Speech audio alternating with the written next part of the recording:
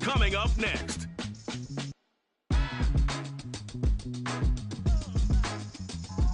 Smack dab in the middle of I-295 that encircles the city of Jacksonville in northeast Florida. There's a good look at TIAA Bank Field.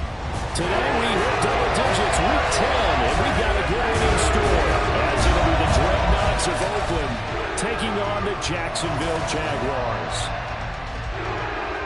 With Charles Davis, as always, I'm Brandon Gaudin. And Charles, you talk about storylines in this one. I think it begins and ends with our two quarterbacks, certainly two of the best in the business. And nowadays, I don't think you get by.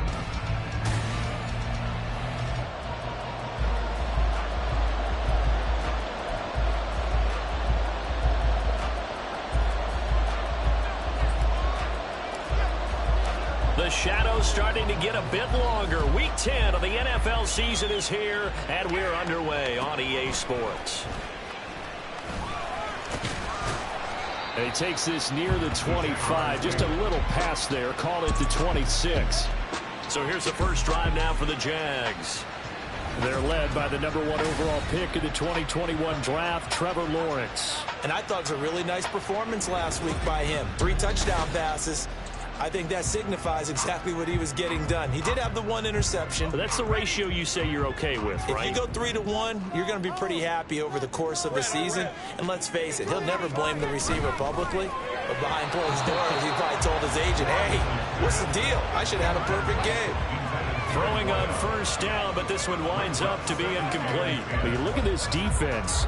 They were very strong last week in the win over Carolina. They forced 7 turnovers. 7.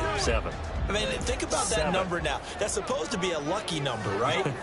Lucky for one side, unlucky for the other.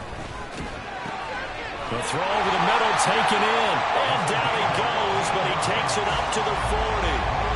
A 14-yard first down pickup for the Jaguars. I don't care who you put on him, he's going to be a handful of one-on-one throws. Yeah, right now, you're right. They're in man-to-man. Maybe needs some safety help. I would say that'd be a good idea. Double team him somehow. I'm going to have to make someone else beat me rather than let him shred my defense.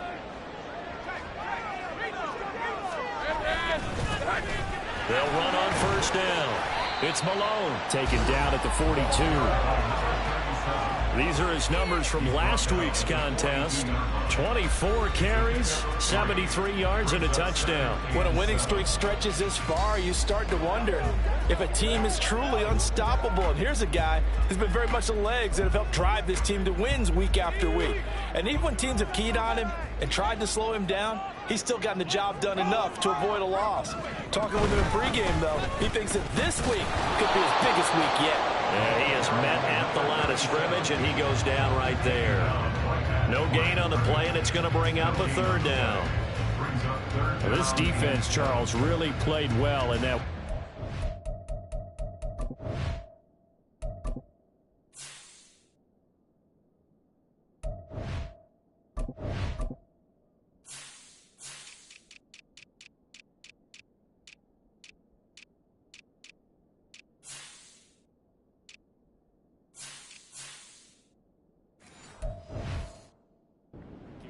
And that's not the half of it. They forced 7 turnovers in that game, and I know we always talk about turnovers coming in bunches once you force the first one, but 7?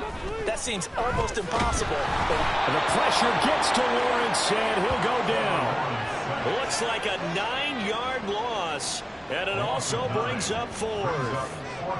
And the Jaguars send out their punter. As the first drive of the game stalls out, he's on to punt. This is taken at about the 14. Officially, that'll go as a 52-yard punt. Not too shabby. And they will take over 1st and 10. So out comes this offense to take over for the first time. And they'll be led out by their 7th-year quarterback. I know teams always talk about having a 24-hour rule after a game, and eventually we end up rolling our eyes. But it works both ways, right? 24 hours if you win, 24 if you lose. But boy, it's a fun 24 when you win the game. And you win NFC Offensive Player of the Week, isn't it? Absolutely. And I like the idea here. Get the ball in his hands, even if it's in the passing game. 3 catches a week ago, and he does a nice job here to pick up yardage.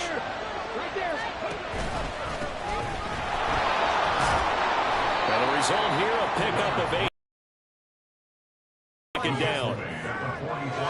The numbers for him from a week ago: 13 carries, 77 yards, and a touchdown. They put a lot of effort into game playing and establishing this ground game last week, and reward was a nice day rushing the ball. Helped them put a balanced offense out on the field. And that carry is an indicator that this ground game wants to be established again this week. Now left side, a completion to his tight end. Well, he's got to be out of bounds, but not before he takes it inside the 40. That one good for 20 on the catch and run. So in Jacksonville territory now. Here's a 1st and 10 at the 36. They'll look to throw. Firing quickly here, and that's complete. This will be stopped about 2 yards shy of the marker. 8-yard gain, 2nd and 2. And I think this is a route we'll see more of as this game goes on, because with his speed, they want to get him the ball in space on drag routes just like this. They want him to get the ball and run after the catch. Good job. Touchdown! A great effort there. Hitting double digits with his 10th touchdown of the season. And the Dreadnoughts will jump on top with the game's first score here this afternoon. Point after, right down the middle. And that makes the score 7-0.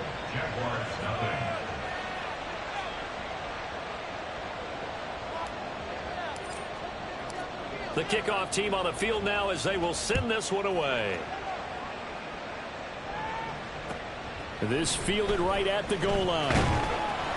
And he had no room to run as he's tackled down inside the 20. So time to see Jacksonville again on offense for the second time here in this game. Over on the sideline, hoping to hit that reset button between possessions. Last time out, they had to punt it away. This time hoping to finish this thing off in the end zone.